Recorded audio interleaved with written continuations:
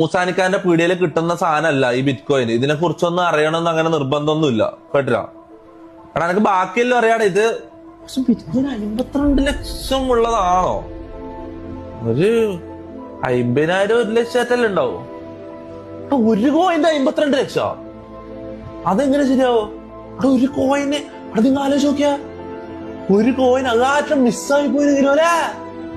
എന്റെ മോനെ, നിങ്ങൾ ആലോചിച്ച് നോക്കിയാ, നമ്മ ബസ്സിലാറ്റ കേറിയിട്ട് ഇറങ്ങുമാറ്റ കുനിയുമാറ്റ വീണ് പോയി പോക്കറ്റുന്നത്. 52 ലക്ഷം പോയില്ലേ? ഇത് എത്ര തപ്പിയിട്ട് കണ്ടുപിടിക്കാൻ പറ്റില്ല. എന്ത് ചെയ്യും?